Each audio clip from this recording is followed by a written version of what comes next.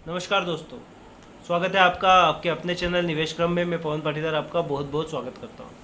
तो दोस्तों, आज हम एक नई एजुकेशन सीरीज़ यहां पर स्टार्ट करने जा रहे हैं, जिसमें हमारा मकसद है कि हर एक फंडामेंटल टेक्निकल से रिलेटेड जो भी टर्मिनोलॉजी यहाँ मार्केट में यूज़ होती है, जो भी जार्गन्स यूज़ होते हैं जिसकी वजह से मार्केट को समझना यहाँ पर मुश्किल होता है, तो उन चीज़ों का डिस्कशन हम आपके साथ करेंगे। जिससे दोस्तों क्या होता है कि हर एक इंडस्ट्री या हर एक फील्ड जो होती है उसमें जार्गन्स होते हैं, ऐसे वर्ड्स जो आम आदमी न समझ सके, उन्हें जार्गन्स कहते हैं। जैसे डॉक्टर्स की लैंग्वेज कैसी लिखी होती है, आप देखते हैं प्रिस्क्रिप्शन में कि भाई आप समझ नहीं सकते उसको, वो मेडिकल वाला समझ के पूरा काम कर देगा, आप समझ ही नहीं पाएंगे।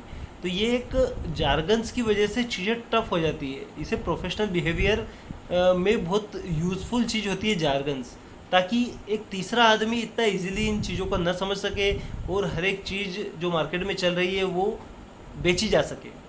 मतलब जैसे टेक्निकल जो चीज़ होती है उसमें बहुत सारे जार्गन्स नहीं है, 150 होंगे मुश्किल से, लेकिन उन 150 जार्गन्स की वजह से होता क्या है कि आप समझ नहीं पाते हैं, वो चीज़ें क्लियर नहीं होती है और दूसरों पे आप डिपेंड बने रहते हैं।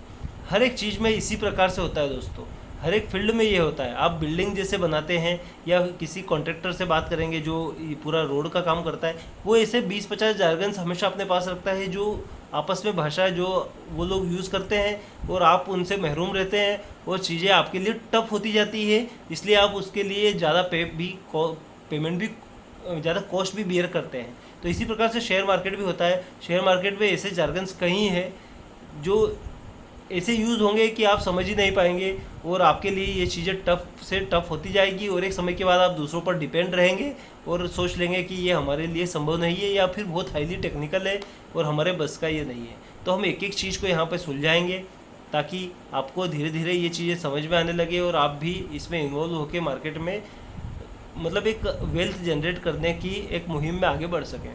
तो सबसे पहले आज जिस की बात हम करने जा रहे हैं वो है अर्निंग पर शेयर। दोस्तों, मैंने अक्सर देखा है कि लोग महंगा शेयर सस्ता शेयर ये समझ नहीं पाते। जैसे महंगा शेयर क्या है, उनके लिए एमआरएफ बहुत महंगा शेयर है, या फिर पेज इंडस्ट्रीज़ बहुत महंगा शेयर है, हनीवेल ऑटोमेशन बहुत महंगा शेयर है, या फिर 2-3 हज़ार के शेयर्स भी हुए तो वो भी उन्हें बहुत महंगे लगते हैं। जैसे टीसीएस हुआ, रिलायंस हुआ, उन्हें लगता है कि ये बहुत महंगा शेयर है। और उन्हें जैसे जेपी एसोसिएट्स हुआ, इस टाइप के जो सुजलोन हुआ, या बहुत पेनी स्टॉक्स जो होते हैं 2-3 रुपए के, 1-1 रुपए के पैसों में जो वेरी करते हैं, इस टाइप के शेयर्स उन्हें बहुत सस्ते लगते हैं। तो ये चीज़ें समझने के लिए कि कौन सा शेयर सस्ता है महंगा है, ये समझने के लिए ईपीएस बहुत महत्वपूर्ण चीज़ है। ये एक पहली स्टेज है, इससे पूरी चीज़ें समझ में आएगी ऐसा नहीं है, लेकिन ये अगर समझ आया तो दूसरी चीज़ें समझ में आएगी।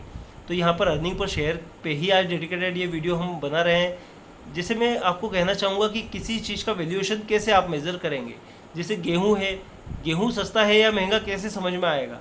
हम बचपन से देखते आ रहे हैं गेहूँ के वैल्यूएशन, इसलिए कोई आपको 50 रुपये किलो गेहूँ अगर बताता है तो आपको बहुत महंगा लगता है, क्योंकि आप जानते हैं कि ये 20 रुपये 25 रुपये में वेरी करता है, तो 50 रुपये महंगा है।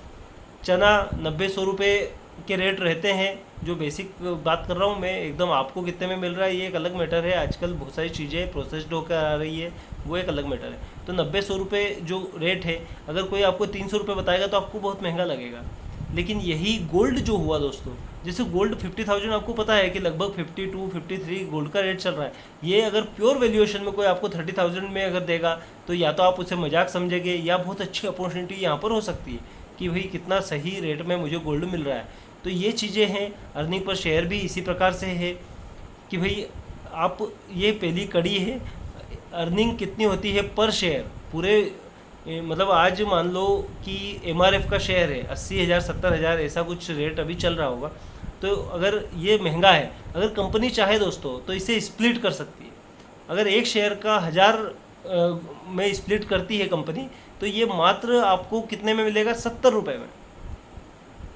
आपको उस दिन ये बहुत सस्ता लगेगा क्या, ये आपको सोचने वाली बात हो जाती है। भाई आपके पास एक शेयर आज आप बाई करते हैं, कंपनी ने स्प्लिट किया, आपके पास 1000 शेयर्स हो गए, वो 70 रुपये। आपकी वैल्यूएशन पे क्या फ़र्क पड़ा, आपकी वेल्थ बढ़ गई क्या इससे? नहीं, ना कंपनी के कोई बेसिक फंडामेंटल्स पे कोई असर नहीं पड़ेगा इस चीज़ का। लेकिन आपको उस दिन से ये शेयर ऐसा लगने लगेगा कि हमारे पब हम खरीद सकते हैं और बहुत सस्ता शेयर ये हो गया है। लेकिन इसका कोई फ़र्क, मतलब जो फाइनली है या फिर एक बेसिक रूट पे कोई फ़र्क नहीं पड़ा।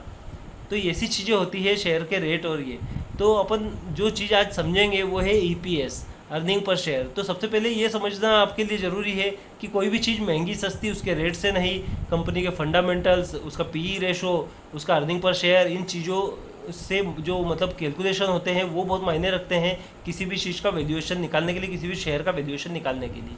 तो आगे हम अर्निंग पर शेयर को समझते हैं, लेकिन आप चैनल को सब्सक्राइब कर लीजिए। ये सीरीज़ बहुत लंबी चलने वाली है, बहुत ही नॉलेजेबल सीरीज़ ये होने वाली है और बहुत ही साधारण भाषा में ये होने वाली है, जो आपके समझ में आएगी और जार्गन्स बहुत सारे आपके यहाँ पर क्लियर होंगे। तो इस चैनल को सब्सक्राइब कीजिए और हम चलते हैं EPS की ओर। यहाँ पर हम जो सबसे पहला आज टॉपिक ले रहे हैं वो है अर्निंग पर शेयर, EPS। तो EPS के बारे में यहाँ पर हम आज बात करेंगे। तो दोस्तों देखिए, अर्निंग पर शेयर की जो फार्मूला होती है, डायरेक्ट फार्मूला आप देख लीजिए। यहाँ पर नेट प्रॉफिट आप समझ रहे हैं कंपनी जितना कमाती है। हम बहुत सारे वीडियोस में आपके साथ बातें करते हैं नेट प्रॉफिट की, तो आप इससे समझ सकते हैं। नेट प्रॉफिट के बारे में भी हम पूरा वीडियो बनाएंगे एक दिन, ताकि आपको पूरा का पूरा ये समझ में आ जाए कि EBITDA क्या होता है, या फिर प्रॉफिट बिफोर टैक्स क्या है, प्रॉफिट आफ्टर टैक्स क्या है। तो नेट प्रॉफिट जो फाइनली जो कमाई होती है आफ्टर टैक्स, वो यहाँ पर लेंगे नेट प्रॉफिट के तौर पर। प्रीफर्ड डिविडेंड हम इसमें से माइनस करेंगे।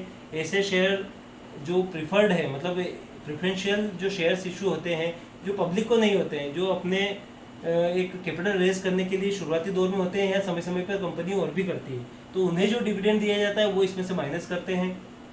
और यहाँ पर total number of common shares, मतलब जो कॉमन शेयर मार्केट में उपलब्ध है उससे हम डिवाइड करते हैं। जैसे मान लो 10,000 कॉमन शेयर्स मार्केट में अवेलेबल है, यहाँ पर नेट प्रॉफिट मान लो कंपनी यहाँ पर 5 लाख रुपए नेट प्रॉफिट अर्न करती है। इसमें से मान लो प्रेफरेंशियल जो डिविडेंड कंपनी पे करती है वो 1 लाख है, यहाँ पर 1 लाख। तो यहाँ पर जो हम करते हैं इसका कैलकुलेशन, तो यहाँ पर 4 लाख बाई 1 लाख 10,000। तो यहाँ पर 40 रुपीज़ जो आया है वो EPS है। अर्निंग पर शेयर, यहाँ पर हर शेयर पर जो कमाई हो रही है कंपनी की वो 40 रुपीज़ है, जो कि ये आया।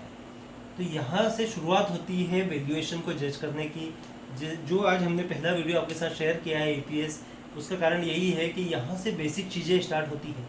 ये चीज़ें कुछ आपने समझ ली शुरुआती दौर में, हाँ आपको कुछ बोरिंग लग सकता है ये, लेकिन ये चीज़ें अगर आपको समझ में आ गई तो एक लंबे समय में आपको सारी चीज़ें धीरे धीरे क्लियर होती जाएगी, अनफोल्ड होती जाएगी, सारे जार्गन्स क्लियर होते जाएंगे।